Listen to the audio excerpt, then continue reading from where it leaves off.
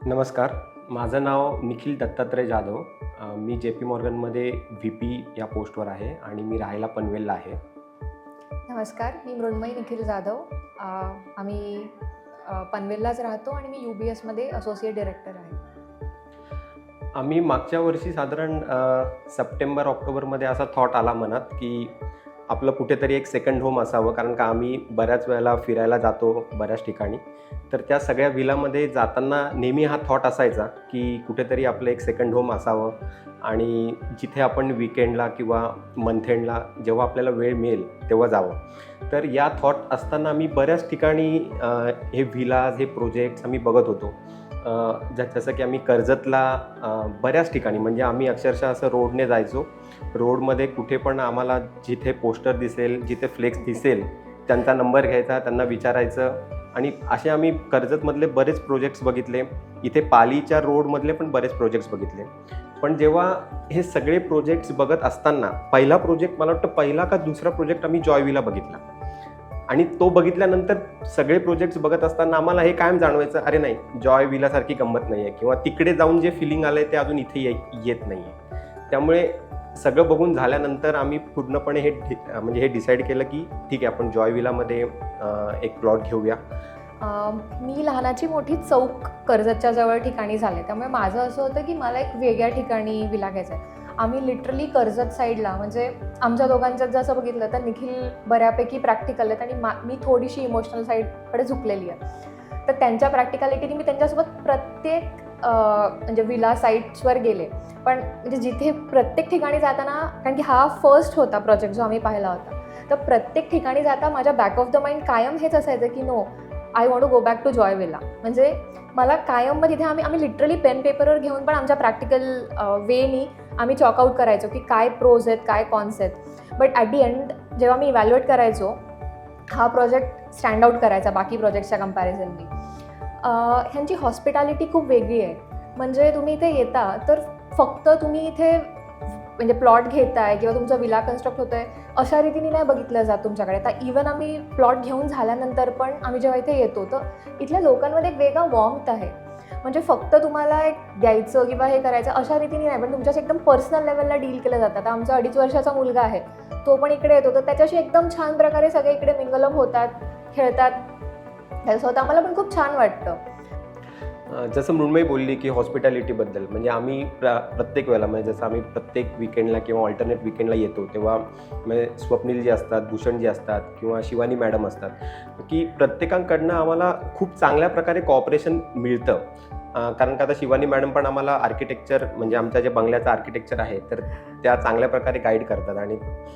आणि आमच्या आता कसं आहे की पहिला विला आहे, खूप एक्साइटमेंट आहे, तर खूप प्रश्न असतात, खूप बऱ्याच प्रकारच्या शंका असतात.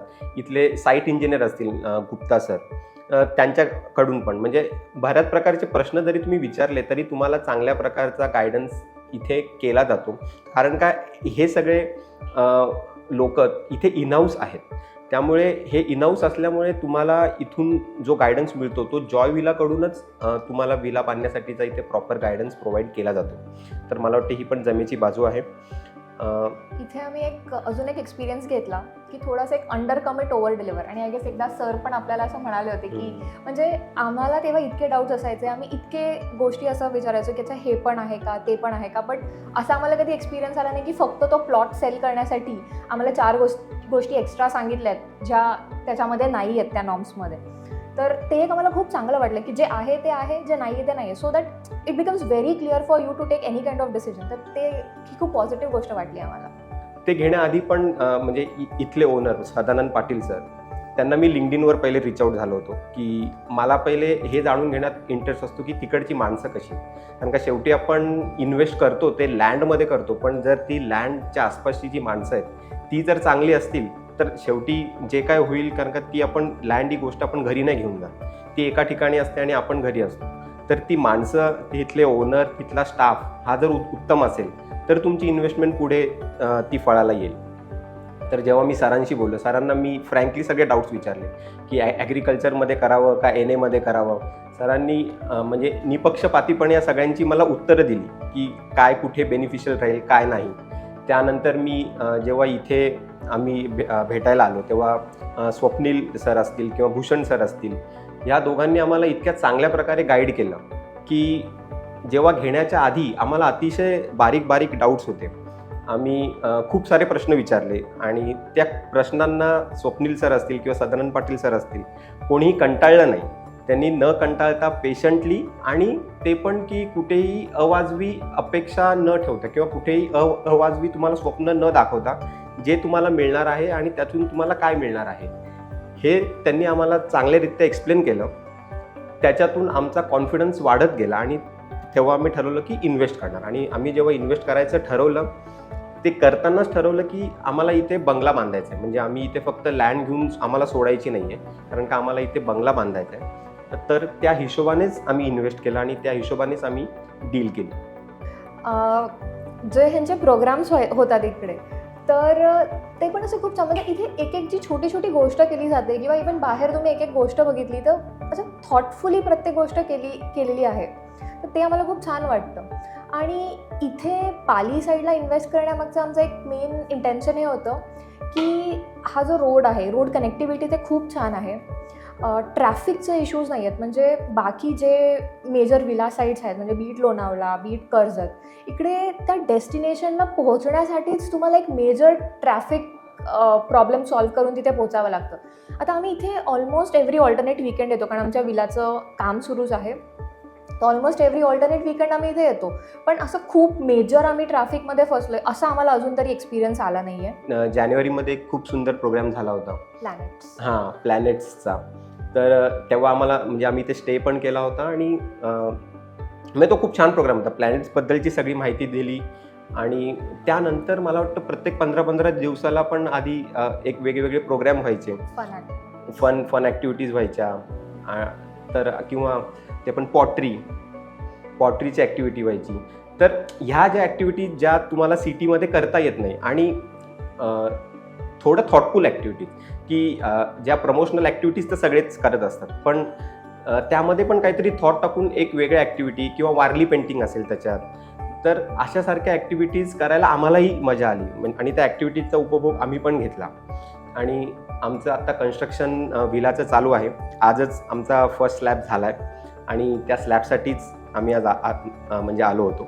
तर कन्स्ट्रक्शन चालू आहे आणि कन्स्ट्रक्शन होत असताना पण आम्हाला बरेच डाऊट्स असतात, बऱ्याच शंका असतात.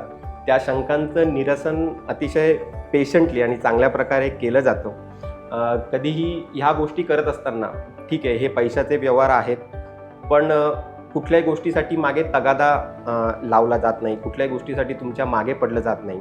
की जसं की ह्यांची टॅगलाईन आहे की म्हणजे तुमची जी इन्व्हेस्टमेंट तुम्ही इथे जे करताय ती तुम्हाला पीस मिळवून देणारी पाहिजे. तर ह्या प्रोसेसमध्ये पण तुम्हाला एक पीसफुलनेस वाटतो की तुमच्यावर कुठलंही बर्डन कधी जाणवत नाही. तर मला तरी वाटतं या सगळ्या पॉझिटिव्ह गोष्टीच इथे आहेत इन्व्हेस्टमेंट करण्यासाठीच्या. आमचा आता बंगला एक 6 महिन्यानंतर एक रेडी होण्याच्या प्रतीक्षेत आम्ही आहोतच. तर एकदा तो बंगला रेडी झाल्यानंतर आम्ही ते कधी राहायला येतोय ह्या उत्सुकतेत आम्ही सध्या आहोत. इकडचं वेदर, जरी हे लोक म्हणताना असं म्हणतात की इकडे खूप एक्स्ट्रीम वेदर आहे, तर समर्स म्हणजे खूप हीट आहे समर्समध्ये, बट बाकी वेळेला इवन समर्समध्ये पण इव्हनिंग्स खूप म्हणजे पीसफुल होतात. वेगवेगळे बर्ड स्पीशीज बघायला मिळतात. ह्यांच्या प्रोग्राम्स थ्रू आम्ही एका नेचर वॉकला गेलो होतो, जो इथेच जवळ आहे. तर असे हे जे एक्सपिरियन्सेस त्यांनी आम्हाला दिले, तर ते खूपच छान आहेत आणि वी वूड हायली रेकमेंड की तुम्ही जॉय विला प्रोजेक्टमध्ये इन्व्हेस्ट कराल. तर येस, आम्ही आमचा विला रेडी होण्याची वाट बघतोय. हो. आणि हा असाच एक्सपिरियन्स आम्हाला, म्हणजे विला रेडी होऊस तर पण, किंवा आम्ही आता इथे जितके पुढचे वर्ष येऊ, तो असाच एक्सपिरियन्स आम्हाला मिळत राहील अशी आम्हाला खात्री आहे. आणि धन्यवाद. थँक्यू.